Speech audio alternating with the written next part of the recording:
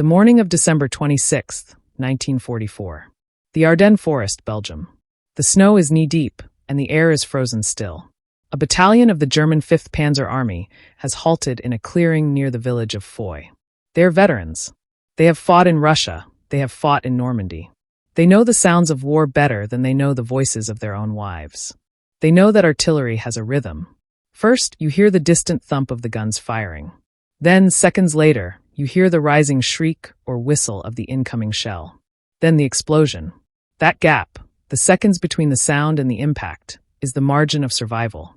It gives a soldier time to dive into a trench, roll behind a tree, or flatten himself against the mud.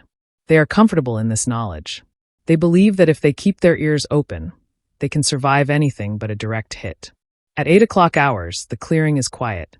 Men are heating coffee over small stoves. A mechanic is tightening the track link on a Panther tank. There is no sound of aircraft. There is no distant thump of firing guns. The world is silent. Then at 8:01:00, the world ends. There is no warning whistle. There is no adjusting round. In a single millisecond, the entire clearing erupts. 240 heavy artillery shells, fired from 12 different battalions located miles apart, strike the ground at the exact same instant. The shockwave is so synchronized that it sounds like a single massive crack of doom, loud enough to rupture eardrums 5 miles away. The clearing is instantly transformed into a churned wasteland of fire, steel, and pulverized snow. The mechanic working on the tank doesn't dive for cover. He is vaporized before he hears the sound of the explosion. The infantrymen eating breakfast are erased. The trees are stripped of their branches as if a giant scythe has swung through the forest. In the aftermath, the silence returns just as quickly as it left. There is no follow-up barrage. Just the smoking craters and the total absence of the battalion that had been there 10 seconds ago. The survivors in the neighboring sectors are paralyzed with fear. They don't understand what just happened. Artillery isn't supposed to work like this. It's supposed to be a duel. This was an execution. They have just witnessed a time-on-target, TOT mission, a tactic that turned the messy art of war into a precise, terrifying science. To understand why time on target was such a psychological shock to the Wehrmacht, we have to look at how artillery had been fought for the previous 100 years. Since the days of Napoleon, artillery was a process of trial and error. A battery commander would look at a map, estimate the range, and order one gun to fire. The shell would fly down range. An observer would watch where it landed. Short, 200 meters, he would radio back. The gunners would adjust the elevation. They would fire again. Long, 50 meters. They would adjust again. This process was called bracketing. Once the bracket was closed and the shells were hitting the target, the commander would order fire for effect, and all the guns would open up. This method was effective at destroying buildings, but it was terrible at killing experienced soldiers. The moment the first adjusting shell landed, even if it missed, every German soldier in a 1-mile radius knew he was being targeted. They had 30 seconds to 2 minutes to get into bunkers, cellars, or foxholes. By the time the main barrage arrived, the target area was empty of human life. The shells would churn up the dirt, but the soldiers would survive underground, ready to pop up and fight as soon as the shelling stopped. German veterans prided themselves on their ability to read artillery. They could judge the caliber of a shell by its whistle. They could estimate the impact point by the sound of its arc. They treated artillery like the weather, dangerous but predictable. The U.S. Army Artillery Corps, however, decided that predictable wasn't good enough. They wanted to remove the warning. They wanted to eliminate the bracket. They wanted to achieve total surprise with heavy ordnance. But the physics of achieving this were a nightmare. If you have one gun battery 5 miles away from the target and another battery 8 miles away, their shells have different times of flight. The shell from the closer battery might take 20 seconds to arrive. The shell from the farther battery might take 35 seconds. If they both fire at the same time, 8 hours, the first shells will hit at 8 hours and 20 seconds, alerting the enemy. The second batch will hit at 8 hours and 35 seconds, hitting nothing but empty ground because everyone has already taken cover. To hit the target at the exact same instant, the farther battery has to fire first. The closer battery has to wait and fire exactly 15 seconds later. Now multiply this problem by 100 guns, all at different distances, all with different flight times, wind conditions, and shell velocities. To coordinate this in 1944, without digital computers, seemed impossible. It required a level of mathematical synchronization that no army had ever attempted in the chaos of combat. The secret weapon of the American artillery wasn't a bigger gun or a more explosive shell. It was the Fire Direction Center, FDC. In the German army, artillery batteries often operated independently or loosely coordinated by radio. In the American army, the artillery was networked. Every battery was connected by wire and radio to a central brain, the FDC. Inside these tents or bunkers, men didn't handle shells, they handled slide rules, firing tables, and graphical firing boards. These men were the unsung architects of destruction. When a target was identified, the FDC didn't just tell the guns to fire. They calculated the solution backward. They started with the desired time on target, say 12 hours. Then, for every single battery under their command, they calculated the specific time of flight. Battery A, 155 millimeters long toms, has a flight time of 42 seconds. They must fire at 11 hours 59 minutes and 18 seconds. Battery B, 105 millimeters howitzers, has a flight time of 26 seconds. They must fire at 11 hours 59 minutes and 34 seconds. Battery C, 8-inch heavy howitzers, has a flight time of 55 seconds. They must fire at 11 hours 59 minutes and 5 seconds. The orders would go out to the gun crews. The crews didn't know when the other guns were firing. They simply watched the second hands on their synchronized watches. The discipline required was absolute. A gunner couldn't fire a second early or a second late. He had to pull the lanyard at the precise tick of the clock. This system turned an artillery corps into a symphony orchestra, with the FDC commander as the conductor. When the order was executed perfectly, hundreds of shells, traveling at different speeds and different arcs, would converge on a single point in space and time. The math was relentless. It accounted for the rotation of the earth, the temperature of the powder, which affects burn rate, the density of the air, and the wear on the gun barrels. It was the industrialization of ballistics. The Americans didn't just want to shoot at the enemy. They wanted to solve the equation of their destruction. The psychological impact of TOT on the German forces was devastating. German intelligence initially couldn't figure out what was happening. Prisoners captured after TOT barrages often asked their captors about the automatic artillery or belt-fed cannons. They couldn't conceive that separate guns miles apart could achieve such synchronization. They assumed the Americans had developed a new weapon system capable of firing hundreds of rounds a minute from a single location. General Fritz Bayerlein, commander of the Panzerlehr Division, described the experience of facing American artillery in Normandy and the Ardennes. It was a storm that broke suddenly and ended just as suddenly. One moment, you are moving a column. The next, the entire column is engulfed. There is no time to give orders. There is no time to react. The violence is total. The TOT tactic negated the German tactical advantage of superior small unit leadership. In traditional combat, a German NCO could rally his men after the first few shells fell, directing them to cover or organizing a counter-move. Under a TOT barrage, the NCO was often dead before he realized the attack had begun. The command structure was decapitated instantly. Furthermore, the Americans used TOT for interdiction fire. They would target a crossroads or a bridge that German supplies had to pass through. But instead of firing randomly, they would wait. They would calculate the TOT. And then, at random intervals, maybe once an hour, maybe once every 6 hours, they would drop a battalion's worth of shells on that crossroads in a single second. This created a paralyzing fear among German truck drivers and supply columns. They never knew when the sky would fall. There was no safe time. There was no warning whistle to tell them to step on the gas. Driving a supply truck to the front lines became a game of Russian roulette where the bullet was a 155 mm high explosive shell. The TOT system had one vulnerability. It needed eyes. You can do all the math in the world, but if you don't know exactly where the target is, you're just doing expensive landscaping.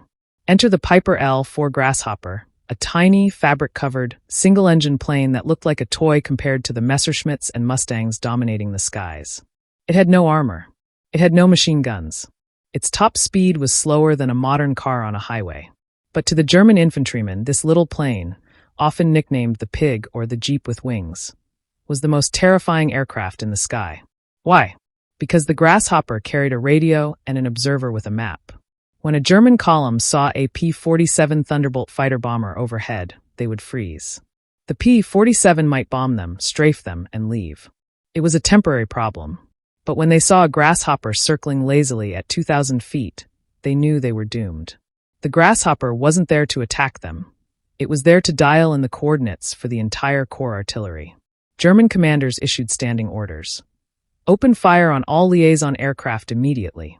They knew that if they didn't shoot down the grasshopper in the first 2 minutes, a TOT barrage was inevitable. But shooting them down was hard. The grasshoppers flew low, dodging around hills and church steeples. They were slow and agile, hard for fast fighters to target. One German prisoner famously told his captors, "We could hide from your bombers. We could fight your tanks.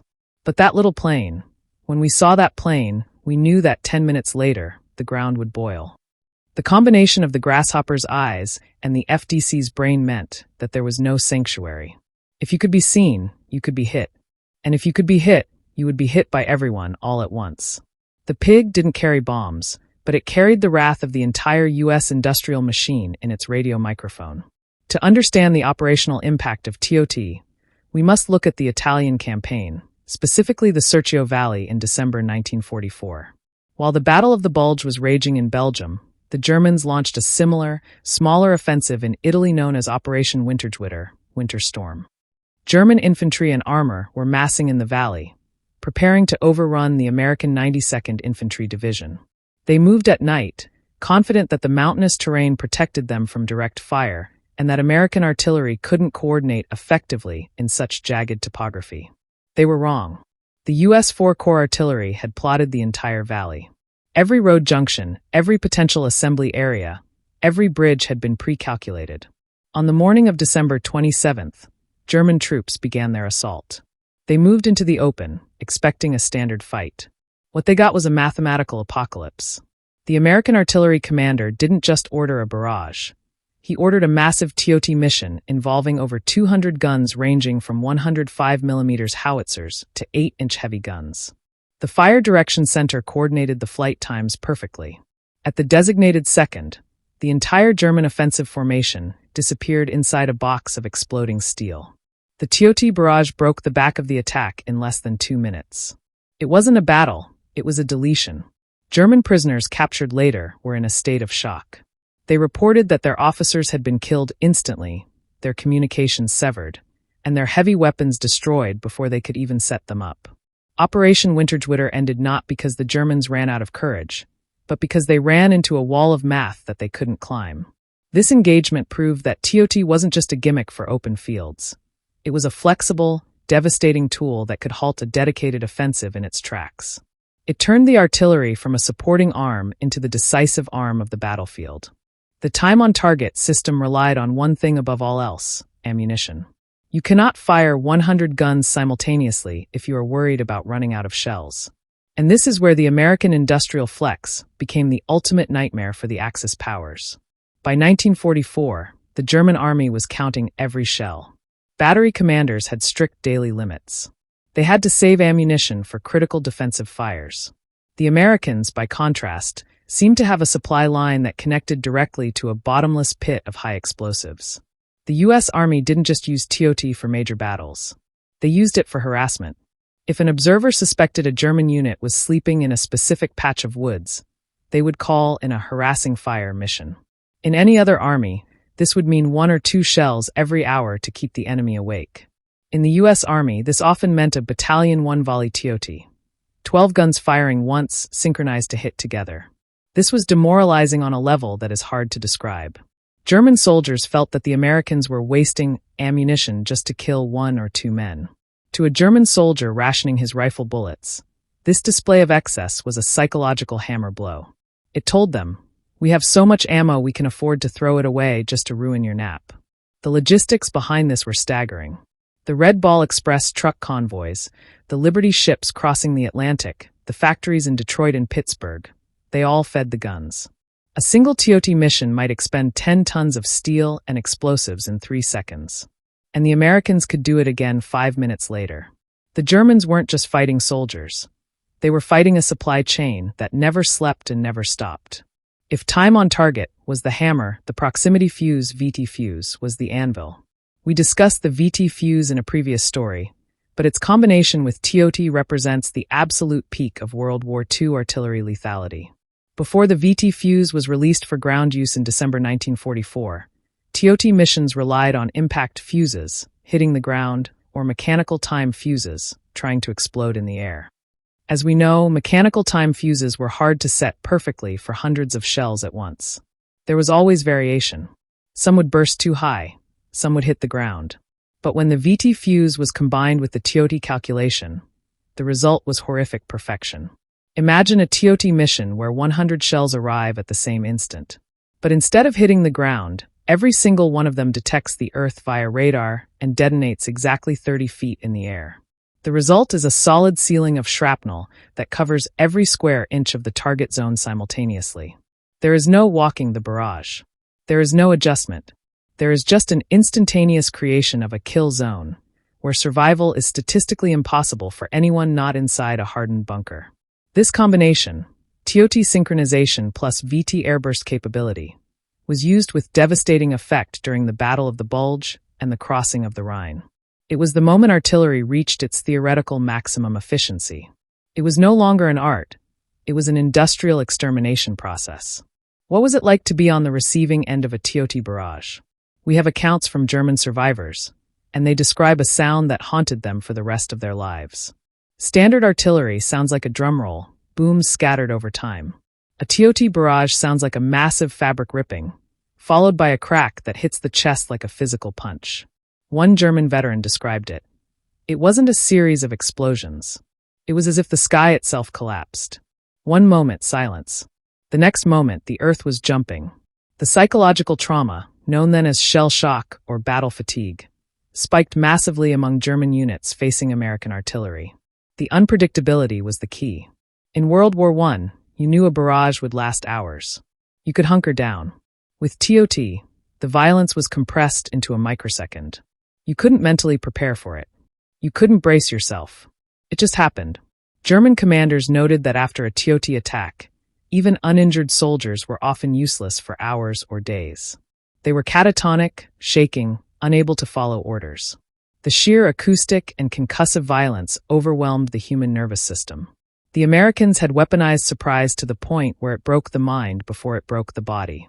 The time on target tactic changed warfare forever. It proved that in the modern age, the calculator is as deadly as the cannon.